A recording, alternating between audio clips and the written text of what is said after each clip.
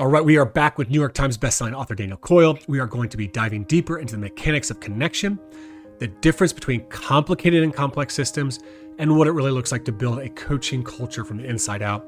I love that. It's a really powerful conversation, whether you have a big coaching staff, you're part of a club or an athletic department, and you want to develop more of that coaching culture. The cool thing here is that Coyle is sharing stories from 13 years inside the Cleveland Guardians organization. Now, many people go, oh, okay, well, he does that with the professional baseball team, which is cool for me because I'm a lifelong Cleveland fan. So that was fun for me. But the things that he does with the Guardians are things that I've done with youth coaches. They're really powerful questions to get people talking. It's one of the best ways that you can have professional development. So we're going to unpack as well today what people are getting wrong about psychological safety. This is huge for me.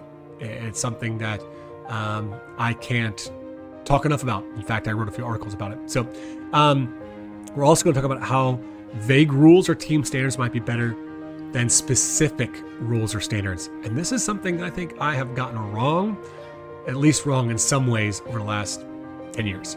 So appreciated Coyle's work on this. It's got me thinking again, as Adam Grant says. We're going to talk about complexity as well today. We've talked a lot about complexity in this podcast. I'm not sure I've always done a good job of explaining it. I think Coyle's much better at that. So you're going to enjoy that. I think it's really important when it comes to thinking about culture that we understand complexity, what that means. And then also we're going to unpack questions that spark transformation. He's going to share some of his best questions. By the end of this episode, you might, like I did, change your mind on one or two things that relate to culture. And you're also going to walk away with a few powerful questions to take back to your athletes and coaching team to help getting them learning together, to create that space together that Coyle talks about that leads to teams flourishing. Welcome back to the Coaching Culture Podcast, the podcast to help you become a better leader and coach and build a stronger team culture. Learn more about our online community at tocculture.com, where you don't just get a community chat, you get online courses, resources, and coaching. And yes, you have access to one-on-one coaching with me, oftentimes, or small group coaching 3 to 4 times a week.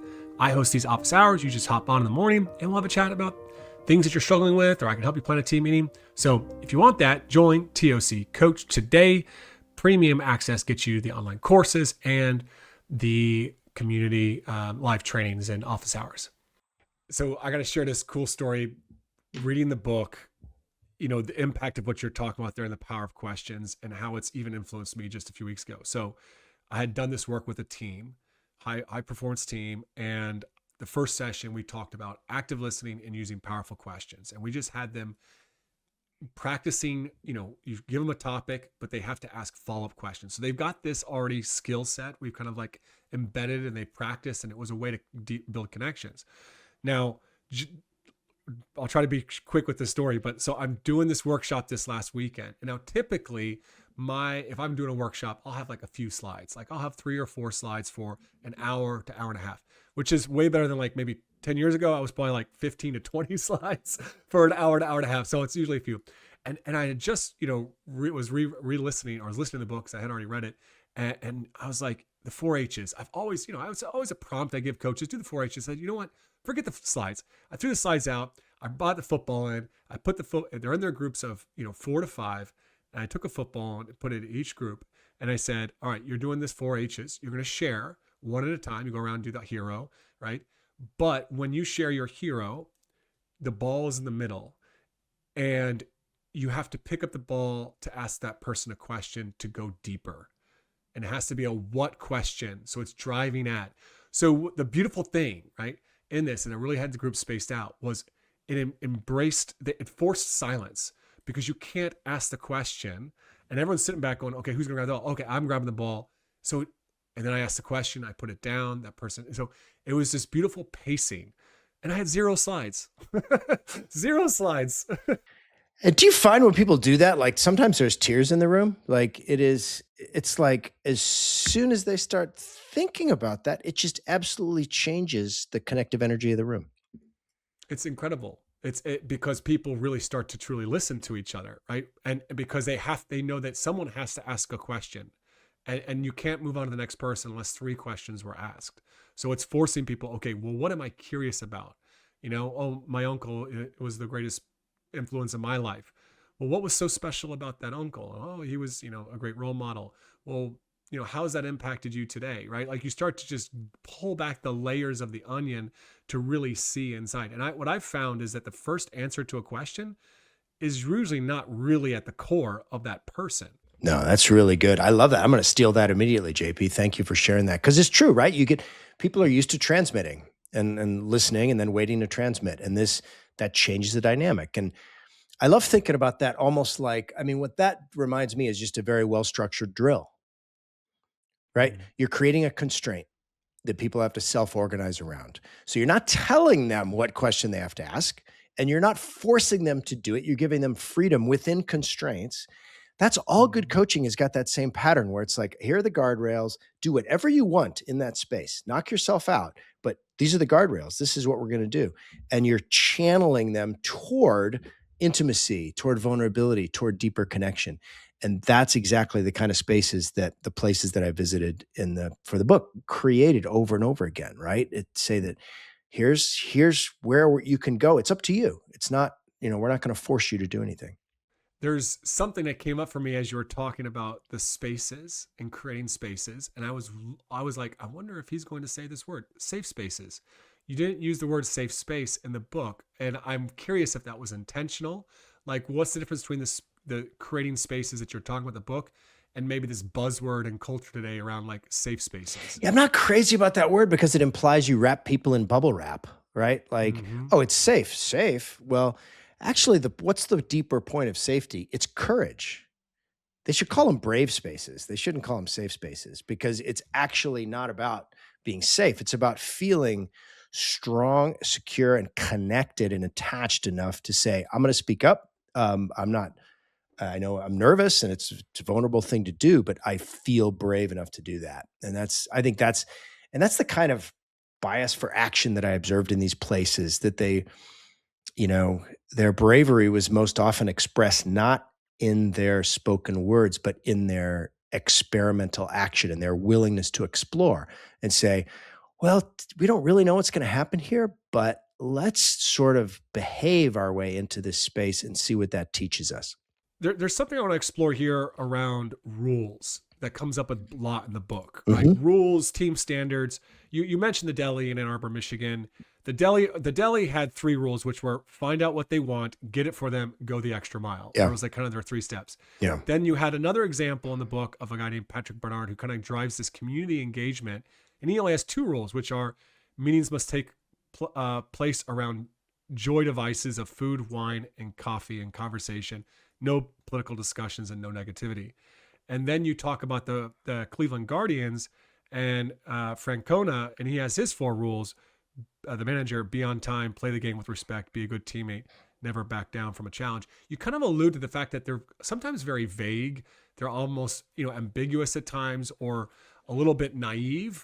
Like I thought rules and standards had to be really specific, but you've started to get me to change my mind. I mean, what did you kind of learn in this research around team rules, team standards, team norms? Yeah. A couple things. I mean, the first is that having a few rules is better because it's easier to remember for everybody, right? That makes it way easier. But the deeper reason is that it creates agency. When you have a set of really prescribed rules that you're going to be here from 10 to 2 and you're going to be here from 2 to 3, and this is how you should walk and behave, you are creating a world in which people are treated like cogs in a machine. You're creating a world of obedience, some would say of domination. And when living systems with communities, what you're creating is agency, which is just energy in motion. It's belonging in motion, right? That's what autonomy is. That we have a core need. All the psychology, especially Ed Deci, would say we have a core need for autonomy. Think about all the things you don't do growth to people. You don't force people to become better at things. People make themselves better by navigating through constraints, by navigating through obstacles. So learning and growth happen from the inside out. And vague rules, big picture, vague rules allow people the freedom to navigate. What they do is they create riverbanks. And human groups, we always have an image that teams are sort of like machines, and we use words like execute and strategy and method. And all those words are true enough. But in fact, like if you go deeper and deeper, what you find, and if you reflect on your own life, what you find is the dynamic isn't like of great teams, is not like machines. It's much more like a river in that there are clear riverbanks, and then the team is within that space, flowing towards some horizon and self-organizing as it goes, like a great pickup basketball team. Look at any great team. What's happening is that they're aware. They're not like a machine. They're alive. They're aware. They're seeing who needs help, who needs to be picked up, and they're doing it. And they're not waiting for some coach to tell them what to do. Great teams read and react all together like a flock of birds moving through the forest. That's the great SEAL team. That's Pixar making a movie. That's a great classroom. They're not obedient. They're not simply following some algorithm, right? They are in real time reading and reacting to what's going on behind them. And the only way to create that is to spark agency, is to create conditions where people feel that enlivening sense of agency that says, oh man, this matters right now. And I need to notice this and respond to it without waiting around. I need to own it. And that is why I think these vague rules, like Zingerman's ones, cracks me up, right? These are their rules for great service. Find out what they want, get it for them, and over deliver. Like, that's it. That's crazy vague. Like, that doesn't make any sense. And yet, wait a second, that actually tells me where to direct my attention. And it gives me agency and clarity that that's the important thing. What do they want? Like, I know they're talking about the mustard, but what do they want? Do they want me to tell them more about where that mustard came from? Do they want me to just be warmer to them? What do they want? That's really an interesting question. Get it for them and then over deliver. That's up to me too. Over deliver. How do I do that? What's a good way to do that? Good rules activate people, and that's why they're vague. They leave room for humanity. So, that is that I think, and the deepest sense of this, I think, that really kind of brought it home for me too, that might be interesting to your audience too, is that, we often use these words, complicated and complex as interchangeable, like, oh, they're the same word, but they're not at all. And this kind of applies here because complicated things come together the same way every single time. A goes to B, goes to C, goes to D. Like if I give you all the instructions to build this microphone and you have all the equipment, you can build that microphone, right? It's complicated. Complex things are alive. Complex things change when you interact with them. And if you're going to deal, so the approach to each of these categories is really, really profoundly different. If you're going to deal with a complicated problem, like building this microphone, you should get an expert. You should analyze, get an expert, follow that expert instructions. If you're dealing with a complex problem, experts aren't useful, right? You need to probe and learn. You need to experiment your way forward. The difference is is it more like building this microphone? Or is it more like raising a teenager? Like raising a teenager is different. It's different. We have to probe and learn, and we're in relationship with it. Coaches are in relationship with their team.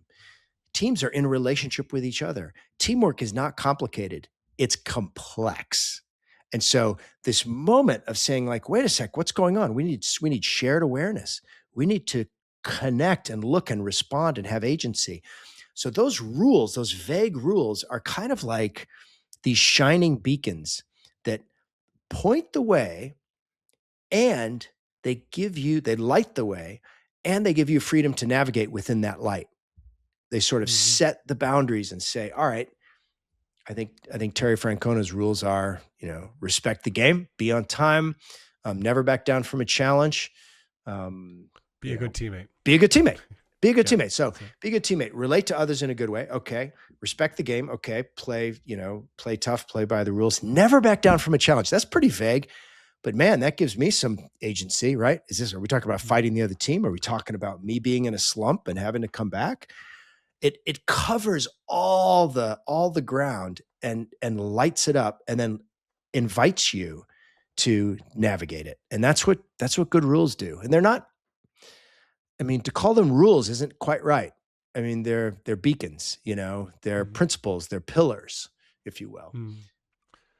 I don't know if standards works, but we Yeah. always should try to drive Yeah. towards standards. But I think I really like how you brought in the complexity versus complicated here, because I think that we want coaches or leaders want to feel culture is complicated and I've got to get all these things right. So I need 50 rules of our team rules on how that addresses every little infraction.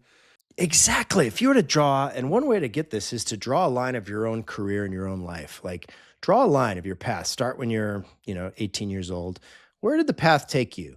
Was it a set of straight lines, or are you going to draw a line that goes over here and then you've sort of found this opportunity and then this door closed and then this door opened and this our lives, and draw that for a season. Draw that for a season in the life of your team. Did it go in a straight line? Like, no way. The world does not move in straight lines. The world is complex because there's changing things all the time, so it's, if you're going to navigate, it's very frustrating to navigate a complex path thinking it's straight. Right. Mm-hmm. Most of our frustrations as coaches are where we encounter the curve, like, oh, that strategy didn't go well. We did exactly the wrong thing. That's really frustrating if you think you're on a straight line path, if you think it's complicated. But when you see that it's complex, when you say, oh my God, all the possible things that could come together to ruin that, there were a million ways it could go wrong. And there were 20 ways it could go right. And geez, it went right or it went wrong. What can we learn from that? What can we take away from that? It kind of goes back to, are you seeing the world through a sort of a narrow, paper towel tube of control, or are you open as your stance curious to say, what is this? What really happened here? And so life gets easier when you see it for the complex thing that it actually is. A season gets easier. Dealing with your children gets easier. They become immensely frustrating if you sort of are thinking they're complicated when in fact they're complex. Yeah, because you just want to find the book that gives you the step-by-step guide to Do this. It just Right. doesn't work. It made me think of my own experience, and you were talking about like a time where you were flourishing. I think about flourishing as a family and as a kid growing up. We grew up in a big family, 7 of us, 7 kids, Catholic family, lots of rules in life, right? Do this, this, But when we would go on vacation, we'd go for 1 week. We would probably have all 9, maybe even there's 12 of us if there's a few cousins thrown in there, in like 3 rooms packed into this little beach house, probably on the 5th row. And yet we had one rule, and the rule was simple. You're going to have a great time. And if you don't, it's your own fault. And it's some of my parents. That's awesome. I know my parents' 50th anniversary. We had a big shirt, with for everybody, for all, 20 grandkids and everything. That's like incredible. I'm going to write that down. But it was simple, and we all remembered. And if we were fighting with our brothers and sisters, or we were complaining about X, Y, or Z, it was just like, hey man, you're going to have a great time. And if you don't, it's your own fault. And it was a simple rule, and it gave us agency of, it's on us, right? You have the beach, you have all these things here, go have a good time. It changes your stance toward it, right? You're not a consumer of that beach vacation, right? There's a lot of times I think when we're unhappy, where we're kind of in the back seat and we're kind of a consumer. You're a co-creator of it. Mm-hmm. And I would say that's great design by your folks. That is just beautiful design to say, look, we need to send a clear signal that sparks agency and that celebrates imperfection and creates what I would call kind of messy action, right? That people are going to self-organize and get this stuff done. And that's what communities are really good at, right? That's the power of community that you see that you don't necessarily have in some sort of other forms of life, especially work life these days. Mm. You've mentioned the Guardians, Cleveland Guardians, and you've been a consultant with them for, I think about 10 years now. Is that correct? Yeah. 13, I think. Yeah, there's a couple of questions on that. Well, I mean, one was just, I'll go back to what we talked about mattering. Is there any like tangible examples you could give us around how they help athletes and coaches feel like they matter within the organization? We just had an all-organization call. Coach Stephen Vogt got on the call. Just for context, Guardians, one of the poorest teams in Major League Baseball, low budget, have to grow talent, can't buy it. and so have developed a player development system that's worked pretty well, and has is all about kind of a I sort of in the book I tell the story, but it's kind of like a giant Montessori school where people have to you don't do development to people, you create conditions where the players can develop themselves, and coaches also can develop themselves. Mm. And we just, we've gone to the playoffs, I think 7 or 8 times in the last, 10 or so years, and won as many games as the Yankees, or almost as many games, and we've spent $1.3 billion less. So, we're growing some players, and it really came home last week. There was an all organization call, kind of an onboarding call. And the coach, Stephen Vogt, put it very clearly. He goes, "You're here because," and he's talking to the whole organization. He's talking to people who are cooking meals. He's talking to people who are giving massages. He's talking to everybody. He's like, "You're here. You're here to help us win. You're here to contribute. You're here because you already have the ability to do that." It was a beautiful message of mattering. It took like 5 seconds, but he said, "If you're wondering what you're here to do, everybody here is valuable, and everybody here, your job is to contribute and help us win." That was it. But that message, when it goes well, gets sort of operationalized and reinforced a million different ways. We're constantly having coaches circle up and talk about things amongst themselves. It's actually, there's so many questions in the Guardians organization that there's a joke. When somebody asks you where the bathroom is, what they'll often, if you ask where the bathroom is, you'll hear, "Where do you think the bathroom is, JP?" Like, they're so used to using questions, it's kind of funny. But it's been a fascinating sort of experiment, and it's not like, the interesting thing about living this way, about trying to create this type of aliveness, is that it is not like all seashells and balloons. It's not like they've discovered some easier way to do things.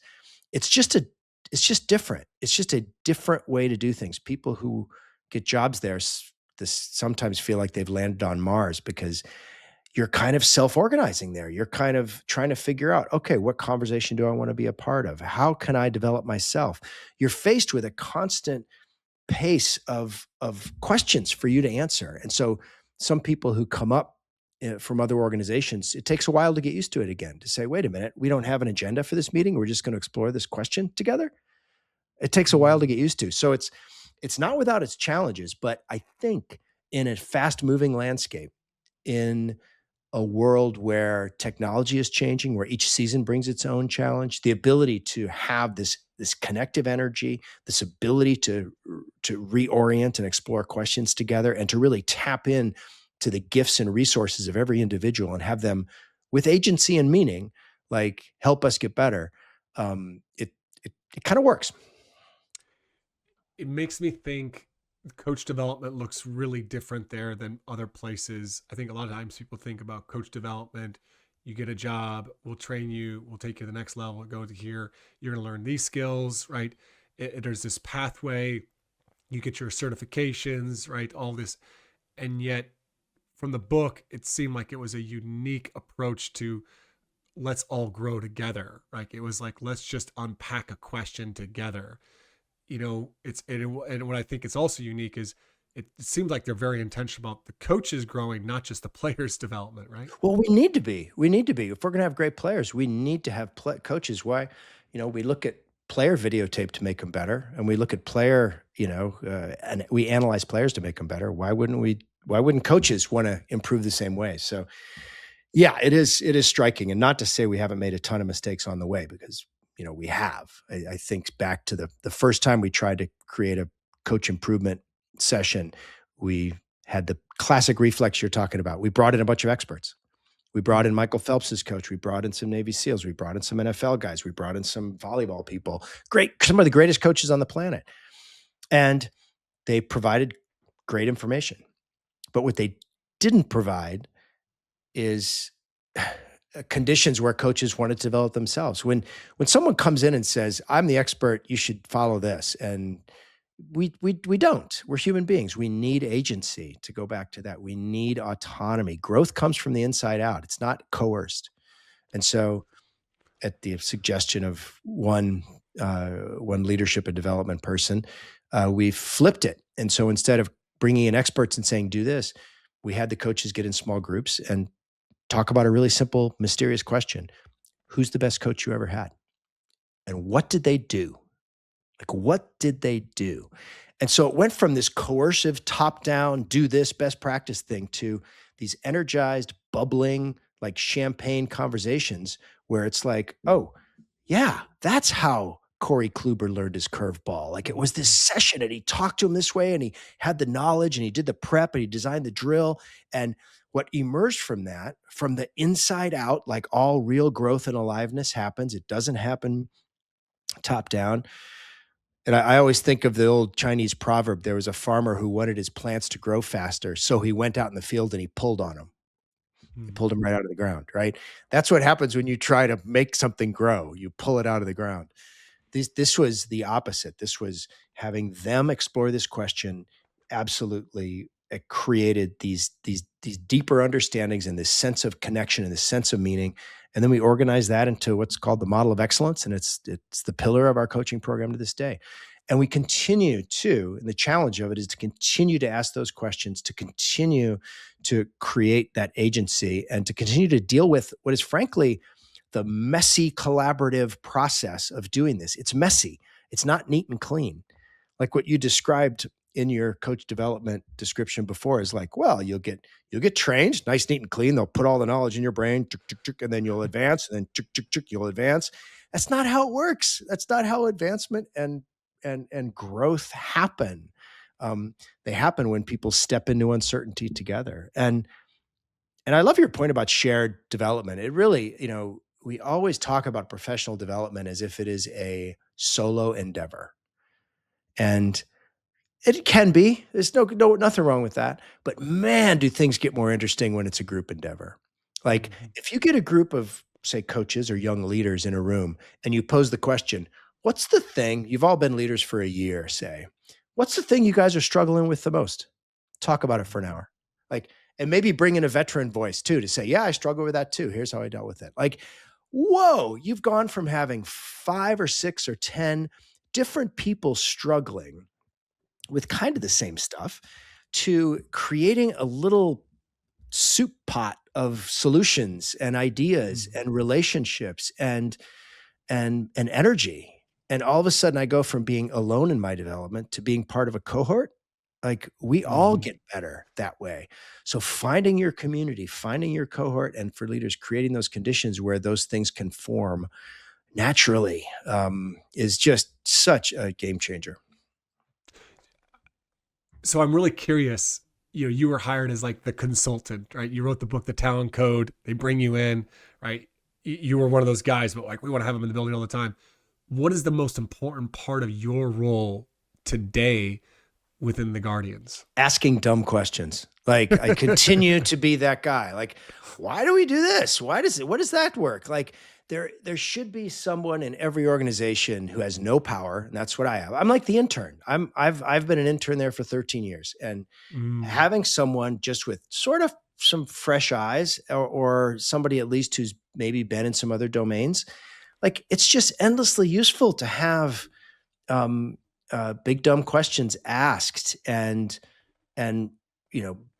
building, noticing things, noticing how people behave in meetings. Just be a noticer. And I think that's, to the extent that I've added value. And I cannot say there are people who've done, I've done such a small part of this larger. There's so many brilliant people in that organization. There's so much support from ownership for this kind of stability and so much creativity. It's an honor to be a part of it, to be a small part of it. But man, it's a reminder to me how powerful questions are. Like I show up with zero answers, and that's, I think, why I find it to be fulfilling, because it also takes the pressure off me. Like this is really complex, man. Like winning at a high level is really complex and it's not easy. And if anybody shows up and says, I've got all the answers, like they don't. Like that is not true. But actually dialing it down where you say, oh, wait a minute, I don't need to have the answers. I just need to look around, be present, and see what I notice and see what emerges. That's easier for everybody. And it's more joyful because you're like discovering stuff together instead of pushing answers on people. You talk about in the book connective attention and controlling attention, and I was Mm, curious if you could actually explain the difference between those, and then actually what is more important in your role for you within the organization, and what's more important maybe for coaches, or maybe they both are. So yeah. just that, I think that's a really important one, because coaches really struggle with presence Yeah. because of all the things on that they have on their list. It's true, right? We have two forms. We always use the word attention as if it's one thing. It's not. There's two systems. We have two competing systems in our brain. One is called controlling attention or task attention. It's to get tasks done. It evolved so we could grab food and control it, identify it, categorize it, and it's kind of the quick, kind of almost like the pinball machine of our brain that says that's what that is, and it seizes on things. And the other type of attention is relational attention or connective attention. And that's much broader. It's what you feel during a 4-H's exercise. Like, whoa, oh, oh, you're noticing things that are already there waiting for you. You're not like controlling them. You're in relationship with them. Resonance is a word that comes up. Presence is a word that comes up. And it's much broader. It's much warmer. It's much more spacious. Um, and so I think what in the best leaders I've seen is what they have a healthy relationship. The worst leaders are in this narrow attention all the time. They're rearranging the deck chairs on the Titanic and fixing things and pushing people around and categorizing them. That's a good player. That's a bad player. That's a guy I trust. That's a guy I don't trust. And they're very judgmental. I guess think of Bobby Knight, you know? And the best coaches I've seen have let their task attention serve their relational attention. They do very targeted things, but they do them in order to create connection. And it's like, okay, we're going to figure out the best way to do this exercise. What would be the best way to arrange the locker room? So they use their relational attention to explore that question, to notice that problem, to generate some possibilities, to have some conversations, and then they do stuff. Then they get task oriented and they say, all right, now we have to rearrange the locker room, or now we have to rearrange our schedule so that we can accomplish this. But they're doing narrow controlling things to create connection. That's kind of the way that I think of the attention systems. What's the one thing you could do? Like, I don't know, lately I've gotten in the habit of like doing one phone call a day to some old friend or some random reach out. Like it's just a daily rando. I think of it as just like a daily rando. I'm not calling you for any reason. I'm just calling to catch up.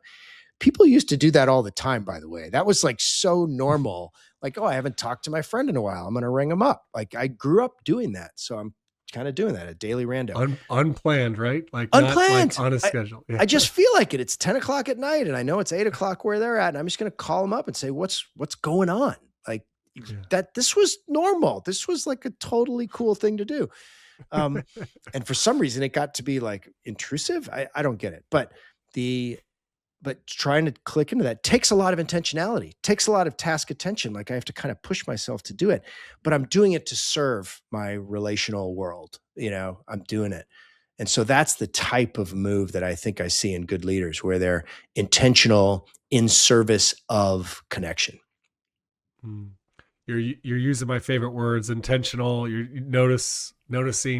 You keep talking about that. I mean, I think if I could sum up the book in 3 quick steps, it'd be notice things, ask questions, shut up and listen. Yeah, I love that. Like, yes. Yes. Just pay attention, right? Yes. Just pay attention to what's going on there. How is I'll get a few more questions before I let you go here. Oh yeah. Actually, I have to just share this because this was actually very personal. Reading the book, I'd come across you talk about Gottman, the couple and the marriage. I'd actually heard them on a podcast before. I'd heard their research before, and they just talk so much about noticing what's going on with your spouse, your partner, asking great questions. It was so moving for me that I actually went out and bought one of their online courses. I was like, I want to be better at noticing what's going on with my partner here, so I can pay attention. Not that we don't have a strong marriage, we do, but I like back to this word of thriving, flourishing, and wanting that.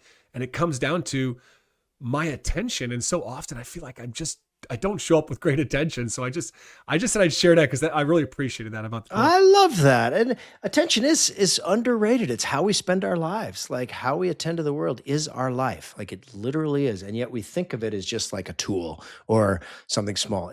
And that whole thing they have of turning toward Isn't that a game changer? Like, Yes. there's a bid for attention and you just don't even think. It's not logical. Don't think. Don't try to control it. Just kind of the word surrender comes into my mind a lot too, where it's just like you surrender to that bid and you whatever, I'm here. And Mm. it changes. It makes you feel looser and nicer and everything. Last few questions I have for you, two of them. One, at the end of the book, you talk about every book being a journey, and it changes you. What's part of you has changed? Yeah, I think just that urge to be in control all the time. That deep urge as a writer. That's kind of controlling the page, controlling the story. And there's a concept that I learned in the book called Yellow Doors from Lisa Miller at Columbia University, and that really stays with me. This idea that we go through life kind of really tuned into the green doors that mean go, like follow this, or the red doors that are closed. And life gets way richer when you like dial into, oh, that's a maybe, like that's a yellow door. Let's explore that. It's going to be a little uncomfortable. I'm sure it's going to be might not work out great, but all the good stuff in life, all the freshness and all the new relationships, they're on the other side of a yellow door. And when you tune into like one yellow door a day, like one chat with a neighbor, one conversation with a colleague who I never really warmed up to, one kind of, and it's about openness at the end of the day. It's about openness. And that's a word that just comes up over and over again in this conversation around flourishing. Like you cannot flourish if you're walking around closed up and focused and grinding.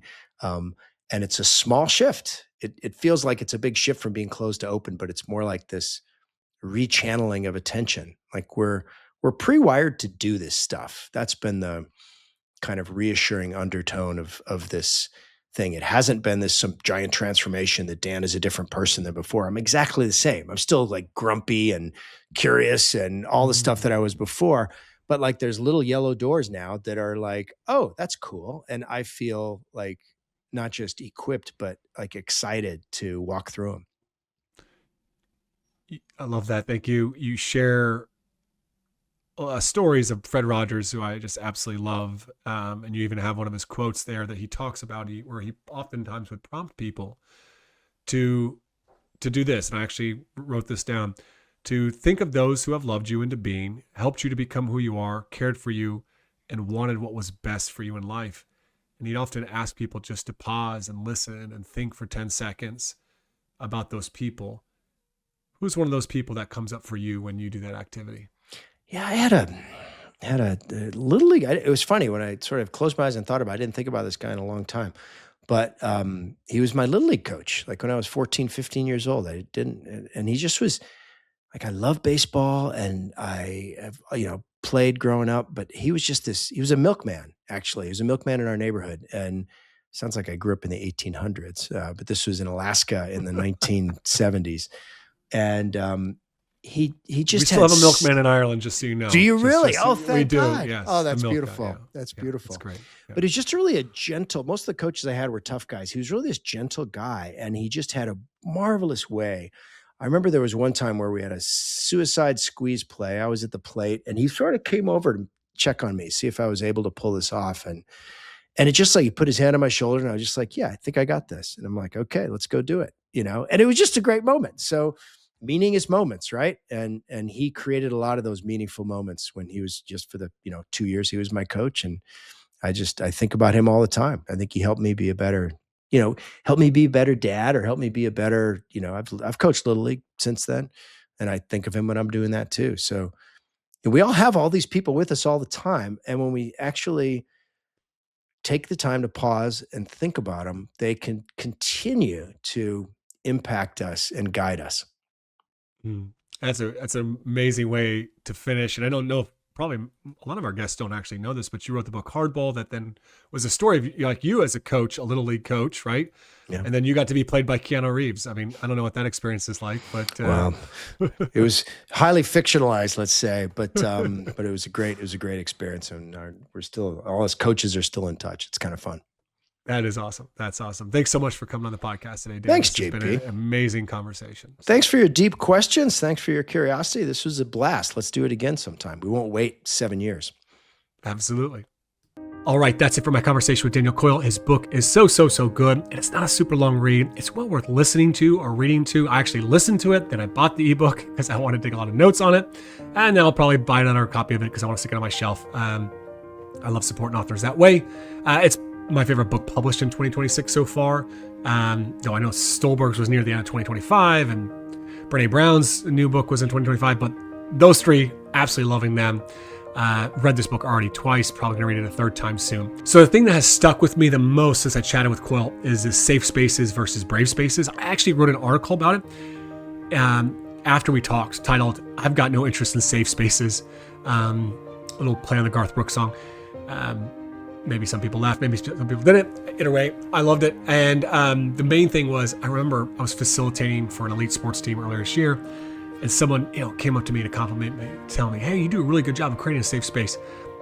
Honestly, I cringed. I was like, "Oh no, I don't want safe spaces. I want brave spaces." So, anyways, all this has got me thinking about the TOC coach community. And I would say, as of April 2026, our engagement in the community chat and in the office hours is better than any online community that I've ever observed or been a part of for coaches. And still, I think it could be more. Like, my hope and my vision is for this to be even more. And so that's why I'm reaching out to you right now, the listener. If you are a brave coach or you want to be more brave, join us. Just come be a part of the conversation around leadership, culture, and coaching. Currently, it's still free. That may change in the future. It's likely to change. But anyways, right now, as I released this podcast, like, it's still free to join be a part of the community. There's a premium version to join the live trainings and my office hours and all the online courses and resources. But just come, be a part of it. I tell you this, the conversation in there is a lot healthier than the conversations that you're having on X or any other social media. I just promise you that. I promise you that. So it's a great way to invest in yourself. Thanks again for listening to the Coaching Culture Podcast. If you found this valuable, please share it.